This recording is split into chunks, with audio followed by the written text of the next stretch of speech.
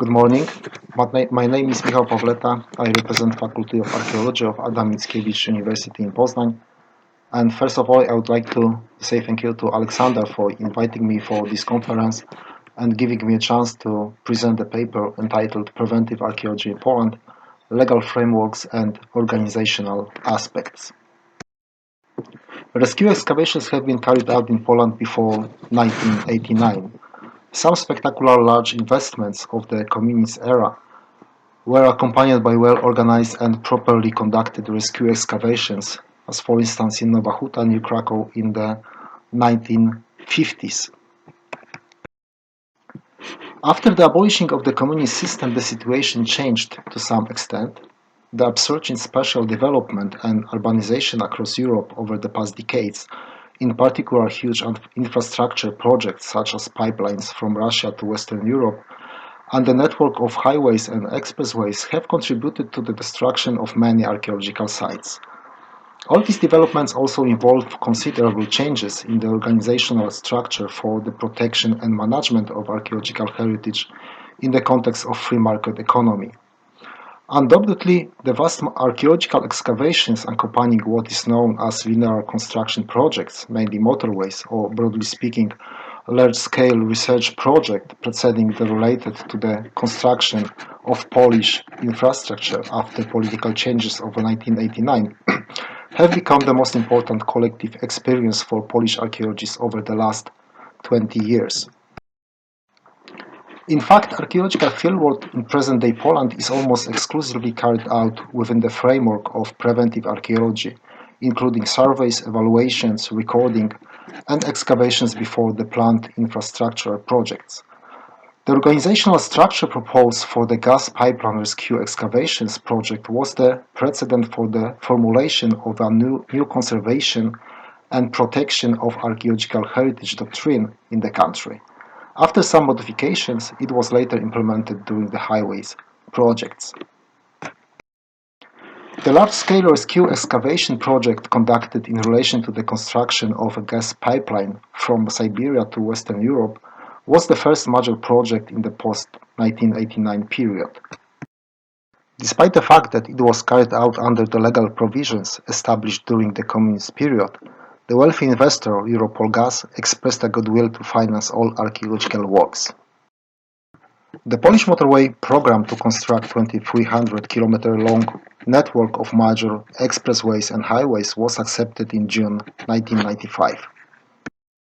Since 1997, archaeological rescue excavations are being conducted on a 100-meter wide right-of-way corridor for the planned roads.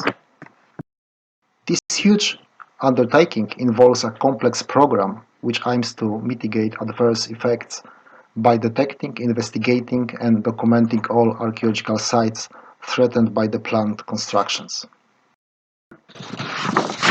The steady growth of rescue excavations in Europe and the application of the polluter pays principle culminated in 1992, with the signing by all the European countries of the Valletta Convention. Accordingly, rescue excavations in Poland is financed from two sources. First, if the damage to the archaeological site is caused by nature, then the state budget is involved in financing rescue excavation.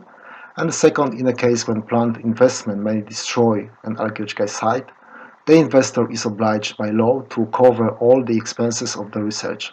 In the meantime, the project must be interrupted until the archaeological work is done.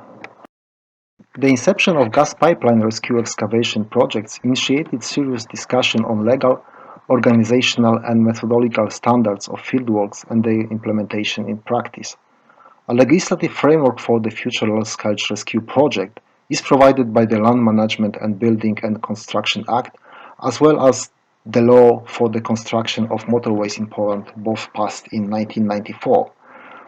The pace of change, the nature and scale of objectives disclosed in documents such as the Act on Toll Motorways of October 1994 or Regulation of the Council of Ministers of May 2004 on the network of motorways and expressways made active archaeologists and decision-making organs of archaeological institutions realize that this is an unusual rarely appearing on this scale, chance to obtain not only a huge assembly of archaeological discoveries, but also of making great progress in the development of research on the most ancient past of Poland.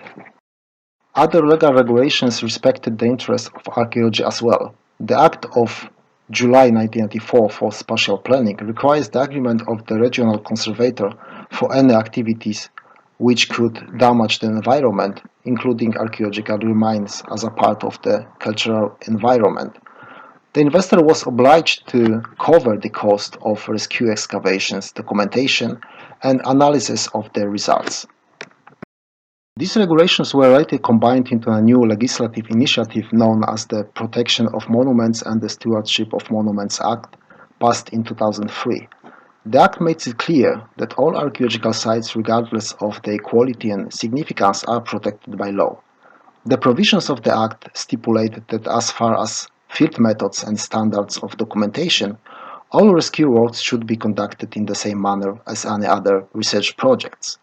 Furthermore, it is required that the excavated materials are professionally analyzed and published. When proved necessary, the object needs to undergo a proper conservation. The investor was officially obliged to cover cost all of these works. These legislative regulations were also accompanied by institutional transformations.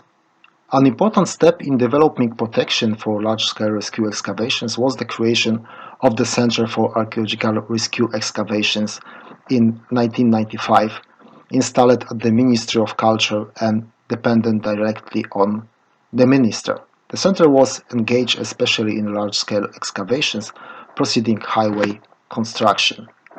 So its aim was to control the merit of preventive archaeological works within the highways construction project, to cooperate with the General Directorate of National Roads and Motorways in the management of the entire project, setting up standards of excavations, the selection of contractors, and also control of the quality of works. In 2002, the Rescue Center was replaced by the Archaeological Heritage Protection Center.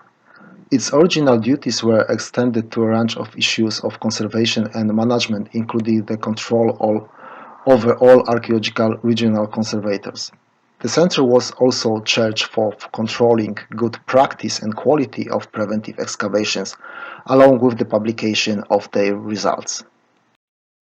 In principle, they were to work harmoniously with conservation institutions and other entities, including private companies. It was also assumed that they must have research experience in the region where sites under the threat of destruction are located. It was an expression of a common belief that only in this way a high level of scientific research can be sustained, in accordance with the intentions contained in the European Convention for the Protection of the Archaeological Heritage, that states that each party undertakes to ensure that archaeological excavation and exploration is undertaken in a scientific manner. Both centers have played a vital role in Polish archaeology. Being well acquainted with the most pertinent issues of protection and management of archaeological heritage, they became partners for development funders and potential contractors of large-scale works. At the same time, both centers were custodians of principles of best practice and established a scientific system of protection and conservation of archaeological heritage. So the very existence of a central institution coordinating organizational activities and aiming to supervise the quality of the excavations on large-scale investments must be perceived as positive. Also, a kind of a doctrine was developed, which was based on the assumption that the leading role in the responsible task of documenting the relics of the past should be played by archaeological institutions of a sufficiently large research and executive potential. As a consequence, preventive excavations were recognized as a scientific endeavor per se. What's more, contractors were selected on the basis of their previous experience in conducting similar works, scientific qualification, professional personnel, adequate storage facilities, etc. This system also made possible the participation of smaller commercial and private archaeological firms, employed as subcontractors and supervised by the main contractor. More importantly, it also ensured a high quality of archaeological works, enabled effective control over them, and effectively prevented reductions in quality standards. However, it also turned out to be relatively expensive, leading to a divergence of interest and became potentially corruptible. The National Heritage Board of Poland then decided to withdraw from the coordination and control of large-scale preventive works.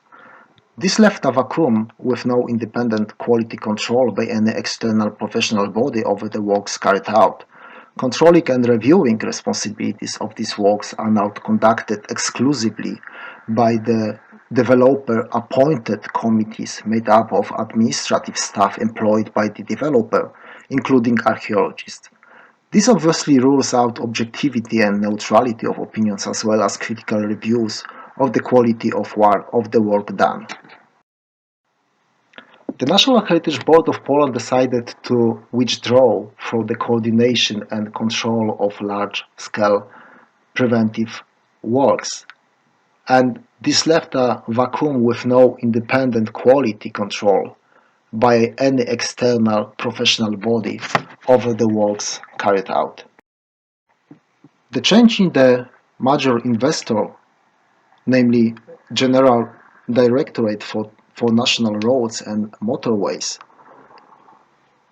and the change of its policy towards the literal application of public procurement law of January 2004, promoting price as the main or even only criterion at the expense of the quality of the offer and the research potentials of the contractors, triggered a dramatic process of destruction of the original doctrine. This was compounded by the absence of a central institution representing the interests of archaeologists and ensuring the application of proper research procedures aimed at the fullest documentation of archaeological heritage threatened with destruction. The most important change involved a different system of selecting the contractor for archaeological works. With the advent of free market regulations, the contractor is now being chosen on a commercial basis through a system of tendering, in which the decisive factor is exclusively the proposed price. This has triggered competition in the market for archaeological services between private firms and consortia and state institutions that resulted in a drastic decrease in both the scope of archaeological works and their quality. As a result, proposals made by private firms are commonly chosen due to their lower costs and possibility to complete allocated tasks in increasingly shorter time slots. Academic institutions are being slowly removed from this market due to the more expensive costs required to complete excavations in academically acceptable standards, as well as a number of administrative obstacles for state institutions that considerably slow down any project. Such dynamic development of rescue archaeology within the last decade significantly shaped the character of Polish archaeology, particularly evident in its commercialization. The emergence of private archaeological firms working on rescue projects led to the rapid creation of a new professional group on the archaeological market, characterized by high efficiency in conducting large-scale, long-term excavation projects. The quality of their works, however, is in many instances beyond acceptable standards. Being favorable for the investors, this situation encouraged the latter to even more eagerly limit the obligatory investigations to purely technical earthworks. Unfortunately, a majority of archaeological community, including eminent scholars, not only approves of such commercial archaeology, but is also a part of it, being responsible for phenomena such as hasty technical nature of the excavations carried out largely with the use of mechanical equipment, low quality or complete lack of excavation reports, and also disappearance of archaeological findings obtained during excavations in the so-called black hole that is connected with their unlawful depositing in places unknown to the scientific community. Moreover, an urgent problem that needs to be solved in Poland is the problem of storage of archaeological finds. New rescue excavations have resulted in an enormous amount of archaeological material, which should be stored and preserved in a modern way, offering easy access for scholars. To conclude, preventive archaeology in Poland has a lot of positive sides and great achievements, and they include excavation of thousands of archaeological sites under danger, discovery of many sites from Paleolithic era until modern times, the reevaluation of the knowledge of the Polish prehistory, development of methodology of rescue excavations, and also organizational mobilization. However, we can list also many negative aspects, and the main include decrease in quality of research, stiff time constraints, and also a weakened sense of community and shared corporate interests among archaeologists. Thank you very much for your attention.